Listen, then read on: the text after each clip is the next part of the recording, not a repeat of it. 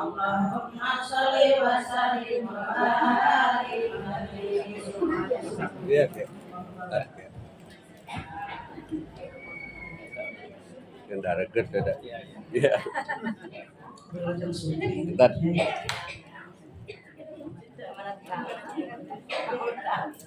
Ya, naik ke mana? Ya, dap.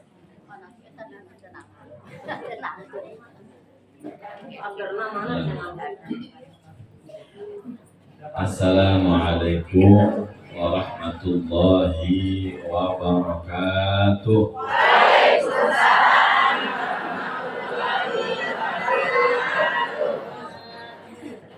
Bismillahirrahmanirrahim.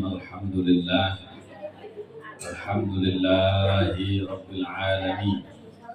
Hamdan yuwafi ni'amahu wa yukafi mazidah. Allahumma salli wa sallim wa barik wa karim ala sayyidina maulana Muhammad al-fatih lima ughliq wal khatimi lima sabaq an-nasiril haqqi bil haqq wal hadi ila siratikal mustaqim wa ala alihi wa sahbihi haqqa qadrihi wa miqdarihi al-azim. Subhanaka la ilma lana illa ma 'allamtana innaka antal alimul hakim.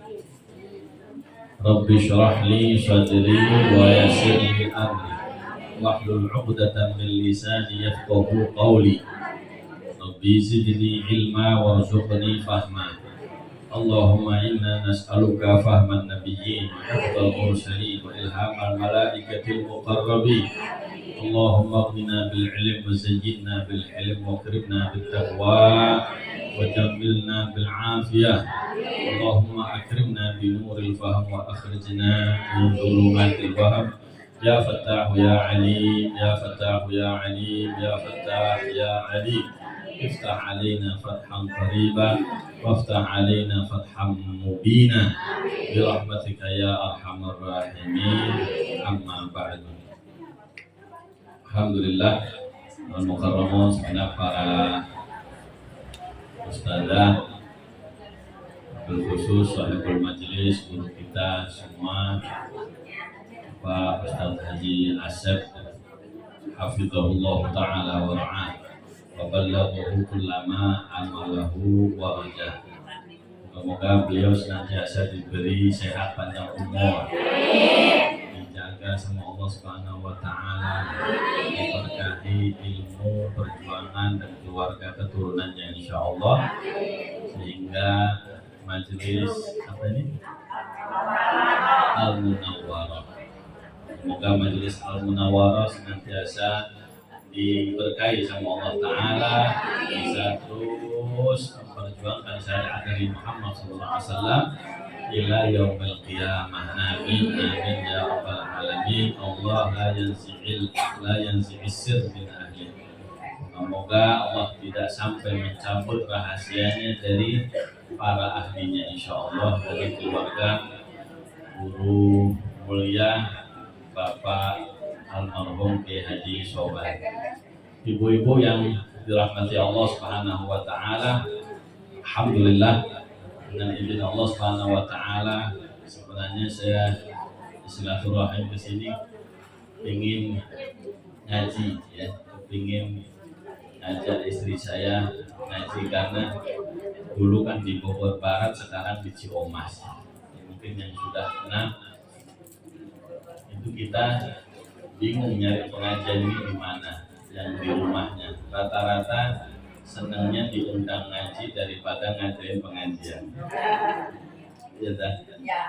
Iya, ngadain pengajian mah resiko gelar karpet, resiko beres-beres tempat kan gitu. Kalau diundang kan enak, dijemput, pulang-pulang alhamdulillah pada paham.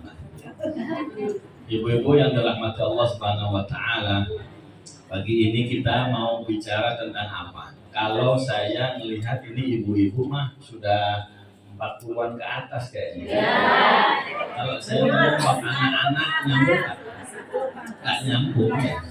Kalau saya ngomong anak-anak mungkin bisa nyambungnya buat anak, buat cucu gitu. Kalau ngomong saya bab ibu-ibu nggak nyambung karena sudah rata-rata mbah-mbah, Ya. udah punya mantu Buyut. gitu. Ada yang buyut. Buyut. Jadi saya ngomong pertengahan aja tuh ya, boleh ya? Boleh. Ibu-ibu yang dirahmati Allah Subhanahu wa taala, dalam manhaj para ulama, resminya itu belajar itu 20 tahun, ngajar 20 tahun, habis itu sisanya mengejar karir akhirat. Cita-citaku apa? Ibu cita-citanya apa dulu? Cita-citanya apa? Sekarang jadi apa? RT. Ini kan meleset tadi ya. Itu cita-cita dunia. Cita-cita akhirat punya apa itu? Itu bukan cita-cita, tujuan. Ya, dan tujuan akhirat itu cuma dua. Kalau nggak ke surga, ada yang pengen mampir ke neraka? Pasti, aku yakin. Semuanya nggak ada yang pengen mampir lihat-lihat kayak ketemu sama Fir'aun kayak gimana sih bisa gitu? Kayak nggak ada yang mau. Cuma kalau ditanya, kita kan selama ini kan berproses mendekatkan diri kepada Allah, berarti otomatis mendekat ke surga. Gitu. Nah, pertanyaannya tambah dekat, mau nyampe atau belum tahu? Insya Allah. Tahu, belum alam. Kan gitu ya. Kalau kita, ibu mau jalan nih ke Ciawi, tahu Ciawi? Tahu. Itu saja. Kalau mendekat, begitu ditanya sudah berjalan 3 jam, ke Ciawi 3 jam. Ditanya sama yang ngerti Ciawi, yang sudah nunggu di Ciawi, Bu, nyampe mana sekarang? Saya sudah di Gedung Halang. Berarti tambah dekat tambah jauh. Salah tujuan, salah jalan. Harus tahu. Berarti kalau ibu-ibu tambah dekat ke surga, cirinya apa? Itu semuanya ada ciri, karena setiap tujuan itu ada perjalanan, ada pos-pos yang dilewati. Saya sudah tahu, oh iya saya sudah sampai Empang. Ini terus kemana lagi? Kanan kiri. Kalau dari Empang kanan kiri berarti ke Ciawi. Aku dari Empang. Pada apa? Sering ke Ciawi kayaknya. Ini angkotnya diturunin, naik apa lagi angkotnya? Ada apa? Jalan ke Ciawi. Nah, saya bertanya sekarang. Ibu-ibu mau ke surga udah nyampe mana? Lu kok rahasia Allah? Saya nanya ibu. Itu ilmunya Allah. Allah lebih tahu. Wallahu a'lam artinya apa? Allah lebih tahu. Nah, ini permasalahan kita. Ya, di setiap pengajian itu, ya maaf ya, kita ini kan sekolah umum itu ada kurikulumnya. Ya, dah. Ada sekolah kalau di umum paling rendah apa? TK, habis TK, SD, habis SD, pada apa? Nah, sekarang kalau pelajaran agama, Bu, sekarang ngaji kita apa?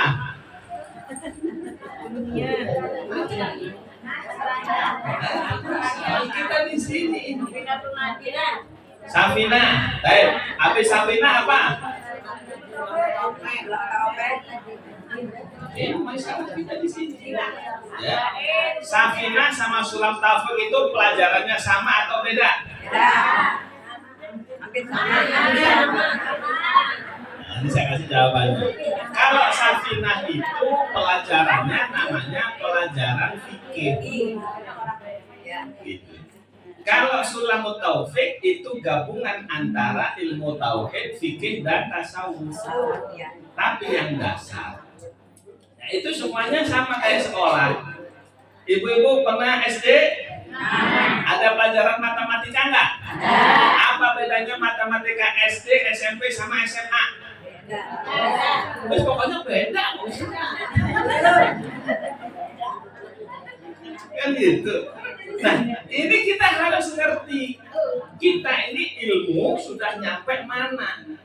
Jangan ngaji bertahun-tahun, maklumlah saya masih awam. Padahal ngaji berapa tahun kan?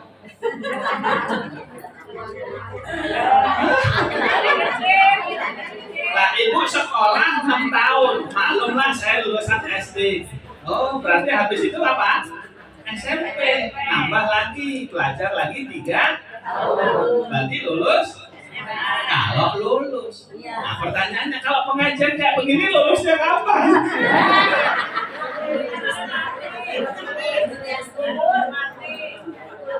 Ini PR kita bersama. Ya tak? Supaya semuanya harus ada produksinya. Saya sampaikan kepada semuanya saja. Di umat Islam itu kegiatan keagamaan ada di pesantren, betul? Ada di madrasah, betul? Ada majelis taklim, ada masjid. Nah, ini masing-masing harus punya tujuan, sasaran, dan target berproduksi. Jangan kita ini ke majelis taklim, ke madrasah, ke pengajian kayak anak-anak main ke sekolah, pengen cari ilmu tapi nggak mau daftar SD. Naik kelas nggak kira-kira? Ngopi. Namanya ngaji apa itu? JP. Ngaji. Naik kelas nggak? Aku yakin. Kalau bisa dinaikin boleh nggak? Boleh, daftar Jakarta. Gitu. Beda antara niat ngaji sama niat berguru. Gitu. Kalau kita sudah ketemu guru yang mengantarkan kita, ilmunya beliau nyampe, oh kamu sudah selesai kitab ini, nanti ini, nah, insya Allah bakal ada kenaikan. Tapi kalau selama kita belum ketemu dalam satu pengajian, dalam satu baik di masjid, di madrasah, di majelis maupun di pesantren, hatta di pesantren zaman sekarang, saya keliling-keliling muasalah 81 kali belum ketemu. Ngeri zaman kita. Akhirnya apa? Ya jangan kaget. Ya, nasibnya umat Islam persis seperti yang digambarkan sama Nabi kita Muhammad sallallahu alaihi wasallam. Wa min wara'i dzalika la ayyam. Nanti setelah itu ada hari-hari al-mutamasik ala dinihi kal qabil ala al-jamr. Orang yang masih mau memegang kepada agamanya seperti memegang bara api. Kalau kita di akhir zaman nanti kata Rasulullah, ngurusin megang agama itu kayak megang bara api. Umpama ini bara api, megangnya gimana? Siapa yang dulu dipegang mana? Saya tanya caranya gimana? Siapa yang pintar megang bara api? Siapa yang pintar megang bara api? Tukang sate. Jadi di akhir zaman ini mengelola agama harus kayak tukang sate. Caranya gimana? Kasih arang batok, dikipas, diokrek, oleh orang ini, dikipasin aja, lama-lama. Kalau ada arangnya, kalau nggak dikasih lagi lama-lama, itulah nasib pesantren, madrasah, majelis, dan masjid. Nggak usah repot ditutup. Saya ngomong begitu ke Pak Camat, ke Pak Danramil. Pak, jangan repot-repot ditutup. Nabi sudah ngasih tahu, Pak. Ini nasib agama kita ini tinggal bara api. Apa tinggal panas dan asapnya doang. Tidak ada pencerahan, tidak ada apinya, tidak ada cahayanya. Yang mencerahkan itu kalau ada cahayanya. Kalau Bapak jadi camat, jadi danramil, jadi pengurus di masyarakat, nutup majelis taklim, bisa tanggung jawab sama Rasulullah. Jadi, makanya masalah bakal itu. Masalah bakal itu. Saya kasih tahu kan, Bapak jadi camat paling sial nanti di akhirat, jadi danramil paling sial di akhirat, jadi RT, jadi RW paling sial kalau nutup masjid. Sebab Nabi sudah kasih tahu, arang gimana cara matiinnya. Gak usah repot-repot, biarin aja juga mati. Sekarang pengajian pesantren nggak usah ditutup, biarin aja. Kiainya udah sepuh meninggal, wassalamualaikum warahmatullahi alhamdulillah robbil. Amin. Tutup pesantren. Ini di Dramaga kiainya masih hidup, pesantren tutup. Di Taman Sari pesantren tutup. Banyak yang jadi kontrakan, banyak. Ini umat Islam kalau nggak dikasih tahu, nggak sadar, ini nggak ada yang mengeksplorasi. Jumlah kita tambah nusuk. Siapa yang mau mendidik anaknya jadi pejuang Islam? Ibu anaknya pengen jadi apa coba? Pengen pinter dapat ijazah atau pinter baca kitab kira-kira? Kita bertanya. Ya benar. Dua-duanya. Itu masalahnya. Kita kepingin dua-duanya, cuma satu. Di sekolah diajarin kitab nggak? Itu masalahnya. Kita mah kepingin. Cuma gurunya bisa nggak? Kepala sekolahnya bisa nggak? Itu masalahnya. Kita menginginkan sesuatu yang tidak ada di tengah masyarakat. Tapi ada yang mikirin, ada yang memperjuangkan. Akhirnya apa? Kita hanya kepingin anak soleh, pengen cucu. Pak Ustadz doain cucu saya yang soleh solehah. Saya tanya, ada nggak sekolah jurusan soleh? Ada nggak kuliah jurusan soleh? Lah kok maksain sekolah? Lah kok maksain kuliah? Nggak ada jurusannya. Betul nggak? Nah, iya. Terus gimana? Pesantren. Nah, pertanyaannya lagi, kalau seorang dokter, saya tanya, dokter S1 kan? Gurunya siapa? Profesor. Nah, profesor, dokter. Yang S2, S3, S-teler, S-dekan, S-cendol baru bisa nyetak S1. Nah, pertanyaannya, kalau kepingin nyetak anak soleh, siapa gurunya? Nggak bisa. Kiai nggak bisa nyetak anak soleh. Kiai itu harus tahu urutannya nih. Ini permasalahan besar kita. Tidak paham tingkatan strata ilmu agama. Saya orang Jawa Timur. Ya, kalau di Jawa Timur kiai-kiai di sana itu menata masyarakat itu rapi. Ada istilah dipanggilnya mudin, imamuddin, pemimpin agama, tugas spesial ngurusin jenazah, bab tahlilan, nguburin, talqin. Habis itu apa lagi? Nanti urusan khitanan, urusan ini mudin. Amil naik dikit ke pernikahan. Kalau ngajarin TPA Al-Quran disebutnya muallim. Ini harus lulusan pesantren, lafadznya sudah dites sama kiai, boleh pulang. Pulang ke masyarakat disebutnya apa? Muallim. Di Bogor ternyata ada istilah muallim. Di Sinang Barang ada muallim alfa. Di Mawar Kota Batu ada muallim toyib. Ini sebenarnya peninggalan zaman dulunya masih ada. Kalau di pesantren sampai ilmunya diakui sama kiainya, disuruh ngajar, baru dipanggil ustaz. Jadi ustaz itu sebenarnya orang yang punya ilmu yang diakui sama kiai sampai ngajar waktu dia masih pesantren. Nah, pertanyaan ibu-ibu, tahu nggak ustaz dulu pernah ngajar atau tidak? Galap semua. Ada yang berani nanya? Ustaz dulu di pesantren ngajar? Berani nanya gitu? Tahu-tahu ngajar, Pak. Ya, siapa yang ngasih izin ngajar? Abahnya kiai? Mending saya nyari yang jelas abahnya punya majelis.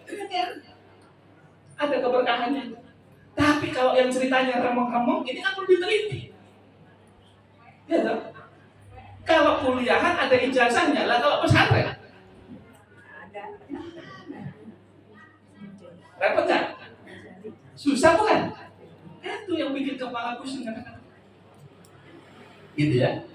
Nah, kalau dia ngajar di pesantren dipanggil ustaz. Pulang tetap jadi ustaz. Ngajar belajar lagi di masyarakat. Begitu dia berhasil di masyarakat, punya pesantren, baru jadi kiai. Nanti kiai ilmunya ngelontok, dipanggilnya Mbah Yai. Karena ilmunya sepuh banget, kuat ilmunya. Sampai bisa hidup di tengah masyarakat, berjuang, dapat pertolongan Allah Subhanahu. Disebutnya apa? Mbah Yai. Sekarang ini ada orang hidupnya banyak duit, kepingin bangun pesantren. Pesantren kagak, tapi punya duit. Boleh nggak bangun pesantren? Nggak ada yang larang. Oh baik, masya Allah, alhamdulillah. Mantap. Jenderal bangun pesantren, dulu bekas pejabat bangun pesantren, akhirnya ada lulusan pesantren nggak punya kerjaan. Namanya Ustaz itu kerjaannya apa sih, Bu? Ngajar. Lah, anak istrinya? Diajarin juga. Ya nggak kamu, Bu. Iya. Nah, itulah akhirnya apa? Di sana ada tambah istilah.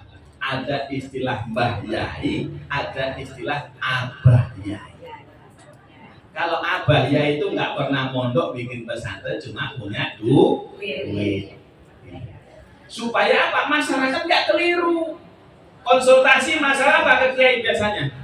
Masalah fikih kemana? Mbah Yai apa Abah Yai? Mbah. Kembang. Itu Mbah Yai. Kalau masalah utang nunggu ke siapa?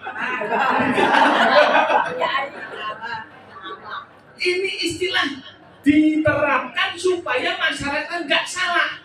Konsul perjodohan ke siapa? Saya mau mantu. Ayo ke siapa dulu? Ke Mbah dulu, baru ke Abah. Iya dong. Mbah Yai punya santri nggak yang bisa diambil mantu? Betul nggak? Habis itu udah dapat modal untuk konsultasi ke siapa? Abah. Abah ya. Abah ini. Nanti kiai yang masya Allah tambah dekat sama Allah Subhanahu Wa Taala, dikit-dikit istikharah. Begitu istikharah ketemu Nabi Khidir, istikharah ketemu wali, istikharah ketemu Rasulullah, dipanggilnya kiai khos, kiai spesial, kiai khusus yang istikharah nyambung, dapat jawaban dari Allah Taala dan Rasulnya.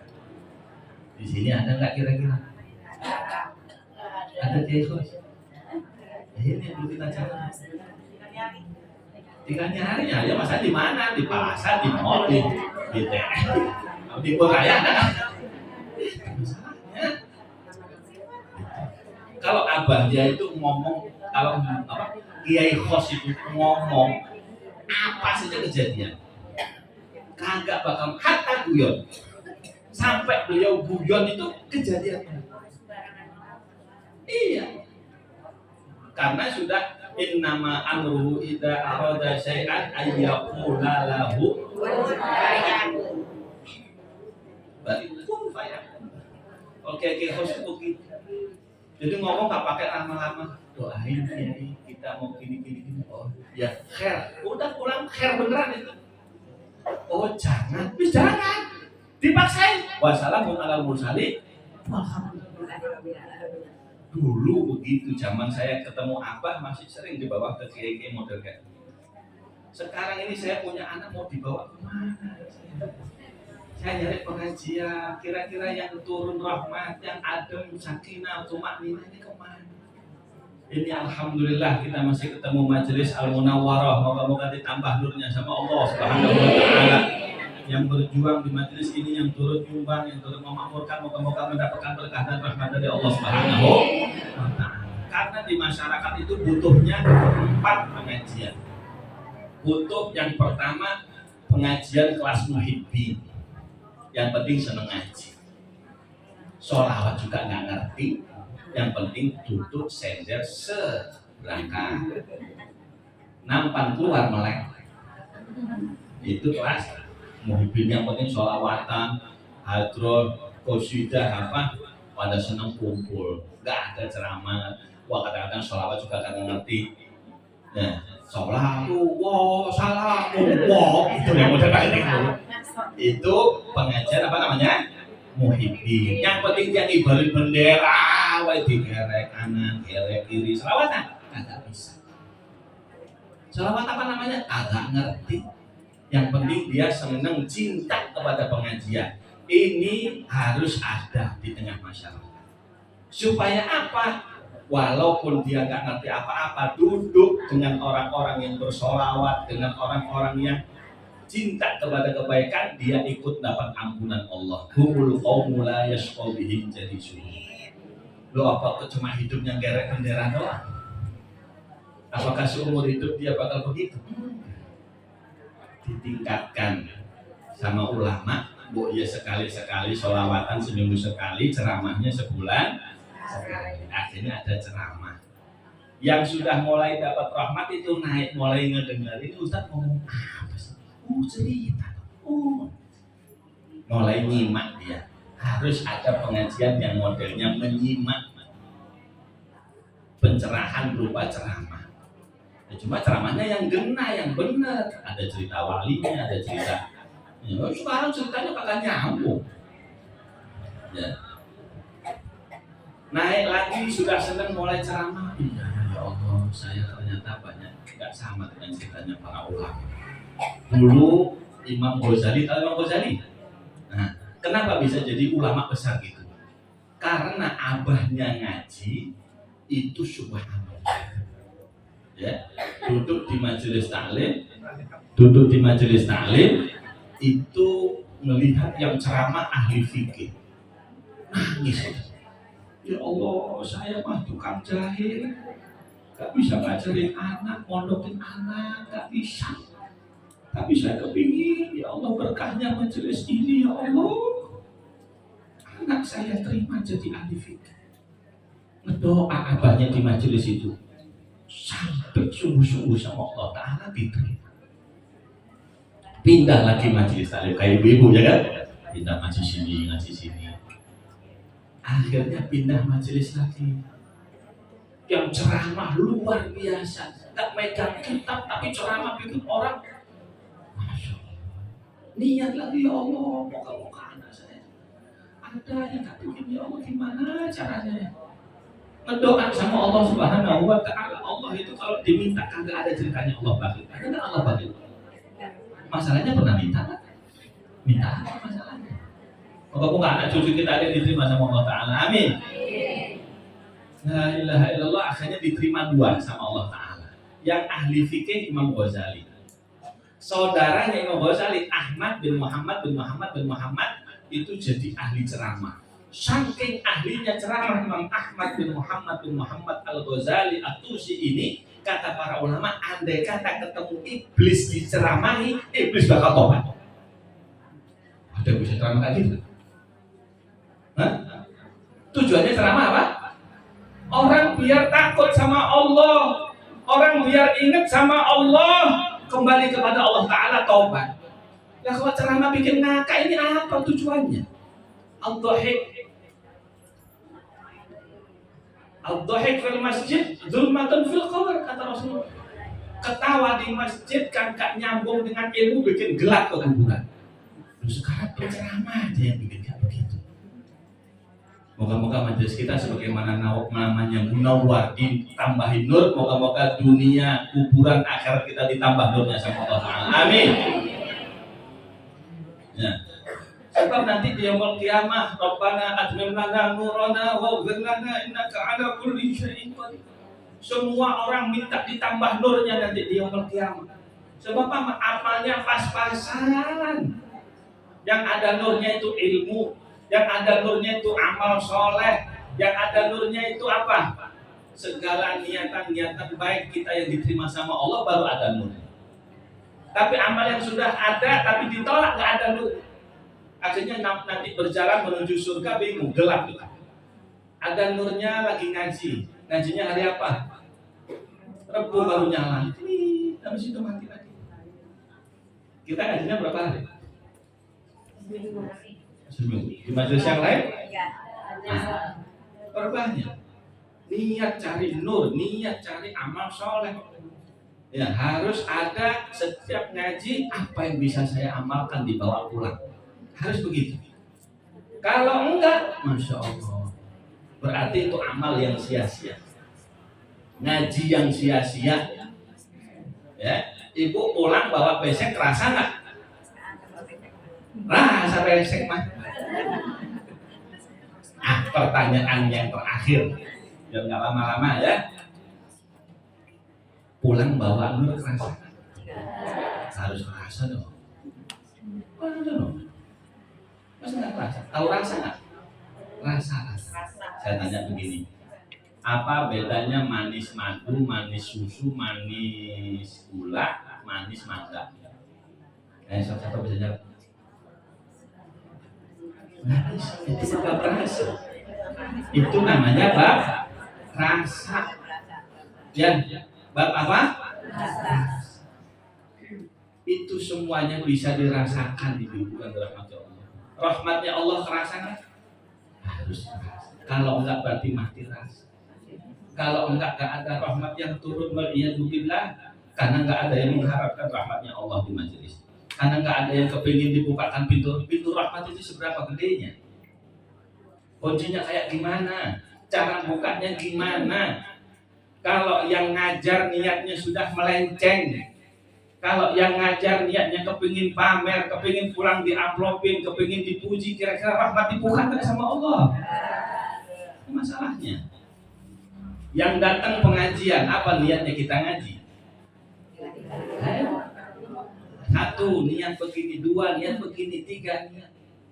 Tapi kalau nggak ada, innama likulli imri'in masing-masing orang bakal pulang mendapatkan apa yang dia niatkan, bukan apa yang dia amalkan. Gitu. Nah ini jangan lupa, kita berangkat ke pengajian niatnya apa? Niatnya 10 dapat 10, niatnya cuma 1 dapat 1. Gitu.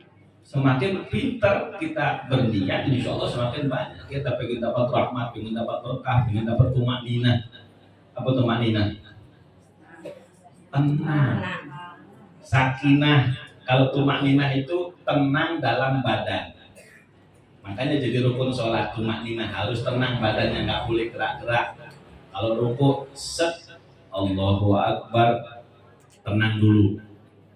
Sami'allahu liman hamidah. Ini tangan gelantung. Sujud nggak sah. Harus tumakninah. Ini tangan. Sami'allahu liman hamidah, tenang. Makanya caranya macam-macam. Ada yang dipegangin lagi gini, ada yang megangin paha. Diam. Sudah diam, sekedar subhanallah, baru sujud.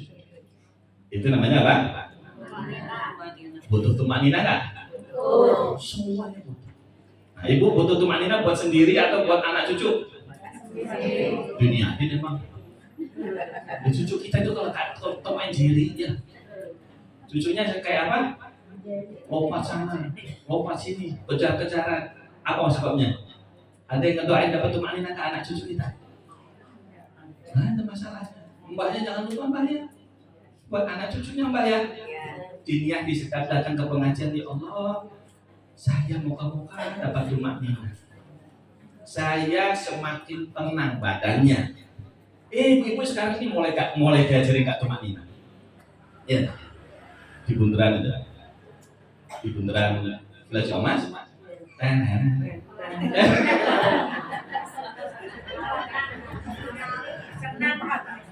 Iya paham saya, itu mah saya dulu lomba.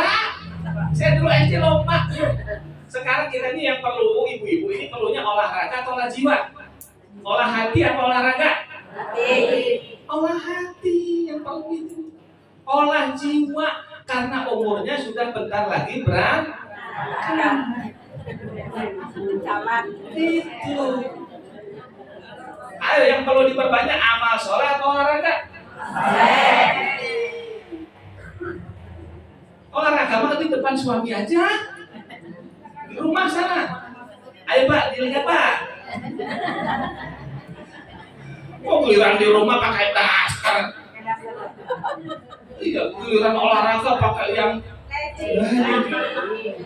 Ngomongnya nggak tega saya. Nanti ibu-ibu siapa yang ngajak kudungnya lebar belakangnya? Ini siapa yang ngajak kayak begini? Moga-moga nggak ada yang di sini, insya Allah. Amin. Bisa ngomongnya ke siapa itu? Setiap lewat nanti tanggung jawab saya itu. Ya kan nggak dilihat gimana gitu.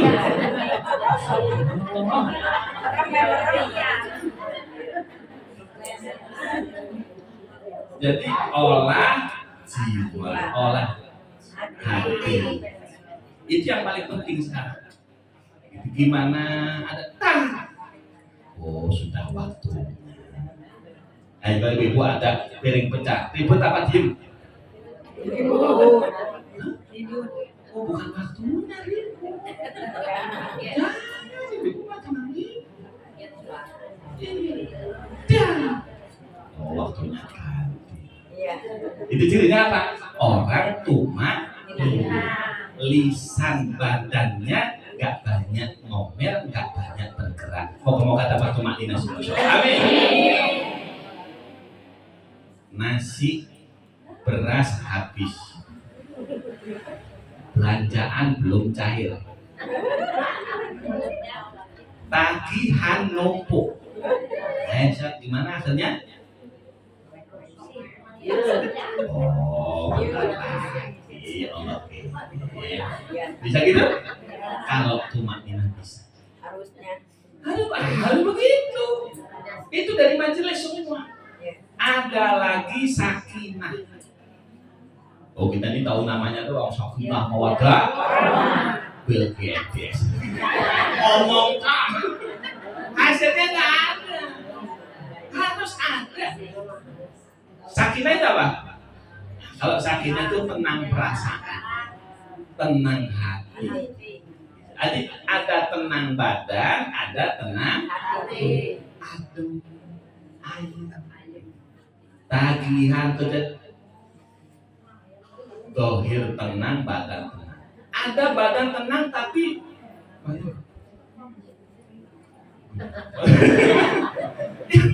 galau. Orang sekarang tuh kelihatan dari mukanya, senyumnya aja kepaksa di sana. Iya. Kasihan ya nggak begitu. Karena dia belum menemukan apa yang dinamakan santapan. Nah ibu-ibu santapan jasmani nasi uduk ada enak nggak? Nanti ganti loh. Begitu juga rohani kita. Butuh sholawat, butuh dzikir, butuh ilmu fikih, butuh ilmu ini, baru sehat. Nah itu semuanya kadang-kadang ada di majelis, kadang-kadang nggak ada. Nah ini kita minta sama Allah Subhanahu Wa Taala, moga-moga pagi hari ini kita mendapatkan semua yang kita niatkan, insya Allah. Kita dapat rahmatnya Allah Subhanahu Wa Taala. Apa rahmat Allah itu? Macam-macam. Rahmat itu kasih sayang. Nah, orang disayang itu kan macam-macam. Ya, tergantung kita bentuk rahmatnya nanti apa. Kalau di doa fajar di kitab Bidayatul Hidayah Imam Ghazali disebutkan Allahumma inna nas'aluka rahmatan min 'indika tahdi biha qalbi. Rahmat itu berupa orang disayang sama Allah akhirnya hatinya dapat hidayah terus. Bingung-bingung dikasih celing. Abrakadabra. Dapat ide. Itu ada orang yang begitu. Orang sekarang bingung kemana? Ke tetangga curhat, update status ya. Ke kuburan, ke dukun. Enggak kita tidak sama Allah. La ilaha illallah. Sama Allah. Itu dapat berupa hidayah. Tadi dia kalau betul cuma biha syamli. Ada orang dapat rahmat dari Allah, terkumpul kembali tercerai-berai. Orang sekarang hidupnya tercerai-berai. Iya. Sama suaminya jarang ketemu. Ada yang seminggu sekali, ada yang nunggu jam 9 malam. Ada yang dari gelap ketemu gelap baru ketemu lagi. Iya. Dulu mengayal anak kumpul sama anak cucu, ternyata susah. Tercerai-berai, cucunya kemana, anaknya kemana. Nah, itu minta dikumpulkan. Rahmat Allah kita butuhkan. Ya, macam-macam butuhnya rahmat kita. Itu semuanya ada di majelis. ada yang berupa berhenti dari dosa. Kan satu majelis Imam Hasan bin Saleh Al-Bahar alaihi rahmatullah. Begitu beliau ngaji, terbuka pintu rahmatnya Allah Subhanahu wa taala. Moga-moga majelis kita ini membukakan pintu rahmatnya Allah. Amin. La ilaha illallah. Akhirnya ada orang tukang rentenir punya temen. Waktu lagi nagih, yang ditagih nggak ada, mau nanya temennya. Ternyata temennya ahli majelis. Duduk paling depan. Ini si Badui ini tukang bangkai ini, bang keliling ini, berhenti di pagar itu, berhenti di pagar. Lalu dia nggak ngerti ada, temennya dipanggil teriakin, "Woi, Dul," misalnya, Badui, ini yang pimpin pengajian. Kalau kita ada yang teriak gitu gimana? Ya begini deh. Ini pengajian saking kencangnya rahmat Allah, tumakninah, sakinah yang Allah Subhanahu wa taala turunkan. Beliau melihat. Saya mau nagih ini enggak ada. Ada mau tanya di sini sebentar. Subhanallah, beliau melihat ke atas. Karena enggak ada rahmat Allah. Ini orang enggak tenang. Ini orang hidupnya gitu. Itu turun rahmat, kecipratan dia. Apa dampaknya kena rahmatnya Allah Subhanahu wa taala? Akhirnya begitu ketemu teman tadi, dijelaskan, diceritakan, keterima itu penjelasan, taubat ini Tuhan bangkai ini. Begitu taubat, masya Allah, balikin bunganya ini dijual, sampai habis semua hartanya kembali nol, kayak di pom bensin dari nol ya, gitu. Di pom bensin kan gitu. Ini nol lagi hartanya, hasil bunga dibalikin karena kembali taubat. Itu butuh 2 bulan. Dibimbing sama temannya ahli pengajian tadi, akhirnya sampai meninggal sakit. Sampai ya Allah, dosa saya masih diampun ya insyaallah. Allah maaf mengampun. Yang penting niat benar. Sampai meninggal dibimbing la ilaha illallah, mengucap bisa mengucap la ilaha. Moga-moga kita dapat husnul khatimah. Moga-moga lisan kita dimudahkan saat meninggal mengucapkan la ilaha illallah. Itu kadang-kadang gara-gara dosa yang belum ditobatin, ibu-ibu yang dirahmati Allah terhalang. Kalau bapak-bapak gara-gara ngintip, gara ngelihat, makanya saya deg-degan nih jika di depan ibu-ibu itu, masya Allah gimana? Iya kan? Masya Allah. Itu kalau belum tobat, macet mengucap la ilaha. Belum bab kuping, belum bab lisan, ada 20 pasal bab lisan. Bab tangan, bab kaki. Tapi kalau sudah dapat rahmat Allah, semuanya dikasih mudah untuk tobat sama Allah. Moga-moga pagi ini dirahmati sama Allah Ta'ala. Ya, sehingga hidup kita dibimbing, diluruskan sama Allah Ta'ala, dibersihkan insyaAllah. Amin ya Rabbal Alamin. Sampai di sini aja ya. Jangan lama-lama. Ini sudah sepuh-sepuh. Takut pegel? Oh enggak? Nanti saya dimarahin kalau kelamaan. Ada pertanyaan? Boleh tanya deh, ayo. Apa? Ayo sama. Enggak. Marah.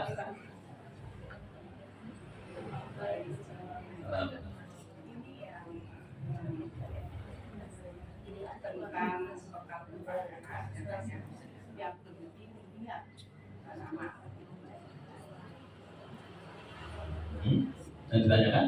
Yang saya tanyakan, bukankah tindak lanjut dari yang itu amal atau buatnya amal yang kita lakukan? Niat dulu, baru kita melakukan amal soleh, katakan seperti itu. Kemudian satu lagi, olah jiwa sama olah badan. Kalau saya olah badan juga penting, karena itu untuk kesehatan, untuk melakukan ibadah yang memerlukan badan sehat dan sebagainya, mungkin bisa didekati dengan olahraga diantaranya, samping juga makan yang sehat. Jadi tidak boleh menafikan bahwa itu tidak perlu dilakukan, asal jangan seperti tadi bajunya kayak lepet gitu ya, bajunya sekali, tetapi penting karena rasa gitu. Itu bikin sehat dan segar. Itu saja mungkin. Jadi tidak boleh itu tidak perlu gitu, tapi perlu juga untuk mendukung kegiatan amalan yang kita lakukan. Itu saja Pak. Ya. Jadi amal itu yang penting niatnya, itu benar. Plus jangan lupa yang kedua, setelah ya kalau namanya amal itu yang penting niatnya berarti kan ada amalnya. Kalau saya ngomong yang penting niatnya berarti nggak ada amal. Tolong diperhatikan. Diperhatikan saya ngomong tadi ya. Amal itu yang penting niatnya. Berarti ada amalnya nggak? Ada amalnya. Saya kasih lagi. Ngaji itu yang penting. Berarti ada ngajinya nggak? Ya ada dong. Yang penting niatnya. Nggak ngaji, nggak bisa. Nggak bisa. Nah, kalau diperhatiin, ya. Jadi kalau amal nggak penting, kita nggak sholat dong. Niat itu penting, harus sesuai. Kalau ada yang menyatakan amal itu yang penting niatnya, itu benar, nggak salah sebenarnya, karena sudah ada amalnya. Tapi kalau yang penting niat, ini bahaya. Ibu mau dikasih belanja, suaminya niat doang. Enak? Bukan saya tadi sudah niat kasih belanja, mau digituin? Nggak bisa. Dalam urusan amal ada yang perlu niat, ada yang nggak perlu niat sudah sah. Itu kalau ngaji fikih gitu lagi. Itu kalau nggak agak perlu konsen kalau ngaji fikih. Contoh yang nggak perlu niat, ngasih nafkah. Ibu dikasih sama suaminya jebret 100.000 misalnya, sah nggak suaminya? Nih saya tadi dapat rezeki, nggak niat menafkahi, tapi ngasih, udah sah untuk nafkah hari. Tapi kalau nggak diniatin jadi masalah nanti. Gitu. Masalahnya apa? Akhirnya istrinya tidak mensyukuri kepada suami yang selama ini ngasih nafkah. Dan itu yang terjadi sekarang. Bapak-bapak lupa niat ngasih nafkah. Akhirnya sama istri sama suaminya tetap yang-yangan kayak dulu atau enggak? Kenapa? Emang tambah tua nggak ngasih nafkah gitu? Suami itu tambah tua pengeluarannya nambah loh. Ketawain gue. Diprotes bapak-bapak loh. Dulu nafkahin berapa orang? 1. Begitu punya anak? 2. Panggilannya kalau sudah punya anak apa? Bapak. Kenapa iya? Ibu-ibu ini gak ada yang ngajarin apa ya? Anak 5. Berapa nafkahnya? Laku gak? Nyanyian aku masih seperti yang dulu. Berarti ngasih nafkah berapa kayak dulu? Dulu ngasih buat suami istri doang. Sekarang anaknya 5. Berapa nafkahnya? 6. Panggilannya apa? Bapaknya anak-anak. Tambahannya gitu. Yang-nya kemana? Kenapa? Di antara kesalahannya bapaknya nafkah kagak pakai niat. Tapi sudah sah. Kenapa sah? Iya, orang punya kenyang kok. Gitu. Ada ini ngaji fikih namanya. Gitu. Cukup ini Bapak. Jadi amal yang penting niatnya. Sebab amalnya 1, niatnya 1, ya udah 1. Contoh gini, ada orang punya motor, sudah bawa motor. Ada ibu-ibu jalan, cakep lagi. Bu, mau kemana? Ayo naik. Pakai niat ngojek nggak? Enggak, cakep. Oh, mau berangkat. Dia lupa kagak niat nawaitu ngojek nilai alam. Begitu turun, nagih duit nggak? Iya. Tapi kalau ini bapak dari 5 nawaitu niat nyari duit, nawaitu ngojek, begitu turun, jangan lupa bu, saya kan niat ngojek dari rumah. Berarti, Mbak,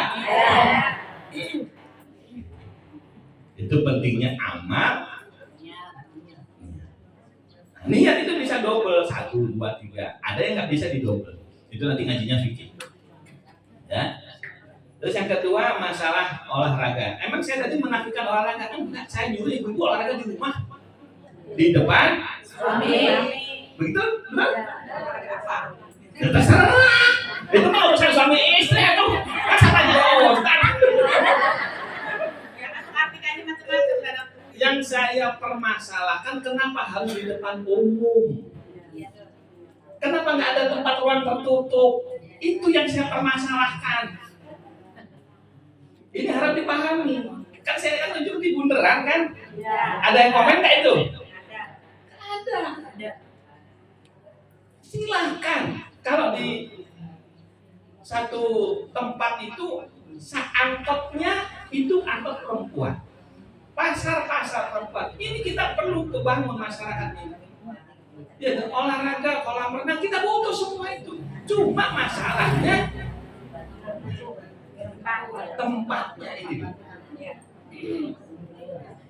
Tapi kalau dibahas lebih detail lagi, ya dah. Badan sama roh yang mempengaruhi yang mana? Roh, jiwa. Ini karena ilmunya nggak disampaikan, akhirnya terjadilah kebalik. Sebenarnya kalau kata para ulama ini karena ada penyusupan dari Yahudi. Cerita awalnya begitu. Jadi Yahudi ini membalik moto Rasulullah. Rasulullah itu di hadis di Sahih Muslim di kitab Riyadhus Shalihin menyatakan ala inna fil jasadi mudghah idza salahat salahal jasadu kullu wa idza fasadat fasadal jasadu kullu ala wajhil qalb. Di badan ini ada segumpal daging. Itu kalau benar baik semua. Itulah hati, itulah jantung kita. Artinya hati ini harus diperhatikan, jiwa ini. Itu makanya orang tua dulu pesannya apa? Badan-badan apa hati-hati? Hati. Badan sehat, hati sumpuk. Kacau.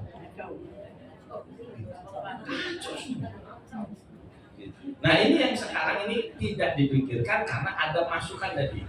Dimasukkanlah pepatah Yahudi min sana in corpore sano. Di dalam tubuh yang sehat terdapat ini kesalahan fatal. Gitu. Tidak ada yang mengkritisi di Indonesia. Kalau di negara-negara Islam yang lain kita dihafal berkiamat, ulama mengkritisi itu. Ini salah. Harusnya al jismi salim fi qalbis salim. Gitu. Badan yang sehat ada dalam hati yang sehat. Dibalik sama Yahudi, di dalam badan yang sehat ada jiwa yang sehat. Akhirnya yang dipikirin sehat dulu apa? Badan. Akhirnya ada nasi darianya. Misalnya incorporation, bukan gitu ya? Iya. Akhirnya ditangkap sama menteri menyebarkan olahraga dan mengolahragakan masyarakat. Akhirnya masyarakatnya mikirin olahraga, nggak mikirin gimana ngolah hati supaya nggak hasut, supaya nggak dengki, supaya nggak gampang marah, supaya nggak tambah cinta sama dunia, gitu. Supaya tambah cinta ke akhirat ini perlu latihan. Gitu. Ini sudah, masya Allah, ibu-ibu zaman now yang di majelis-majelis yang sana itu, ya kalau mau ngaji itu yang diperhatiin apa? Hati, niatnya, atau seragamnya?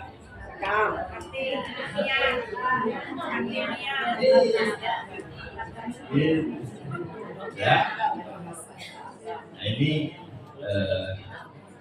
yang bisa kami sampaikan. Ini masuk ke Indonesia. Ternyata begitu kita nyampe di Yaman itu masuk ke Yaman juga untuk membelokkan perjalanannya umat. Harusnya perhatian sama jiwa raga, jiwa orang Indonesia dulu benar sudah. Sebab buktinya Pak di Indonesia Raya. Bangunlah jiwanya, bangunlah badannya. Sudah benar itu.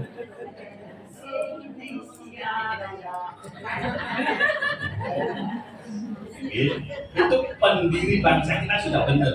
Karena yang mendirikan bangsa kayak Asy'ari, yang mendirikan ulama semua. Cuma kesini karena nggak ngerti bahasanya ulama, nggak ngerti bahasanya pendiri bangsa, akhirnya agak mainstream. Allah mengembalikan. Ya sebelum dikembalikan ya kita dulu harus kembali. Ya, ngapa-ngapain? Apa niatnya? Ikhlas nggak? Nanti kalau disindir, gunung nggak? Kalau orang ikhlas karena Allah, kama yurid ayyaqdar falyaqdar.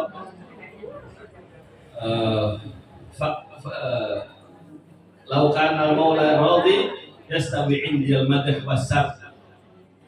Idza maulaya radhi mayurid ayyaqdar falyaqdar. Idza maulaya radhi yastawi 'indi al-madh was-sab. Kata para ulama, kalau Allah Ta'ala sudah ridho, yang mau ngomel silahkan ngomel. Kalau Allah sudah ridho, yang muji, yang nyaci maki bagi saya sama aja. Apa sama-sama gak saya peduliin. Itu sebab saya nyari ridho Allah. Diomelin orang tetap beramal. Gak diomelin orang, dipuji orang tetap beramal. Gak ngaruh. Itu namanya olah. Demikian cukup ya? Cukup ya, insyaallah. Kita dapat rahmat semuanya, kabul insyaallah. Ala hadina ashabul salih wa ala hadratin Muhammad sallallahu alaihi wasallam. Fatihah.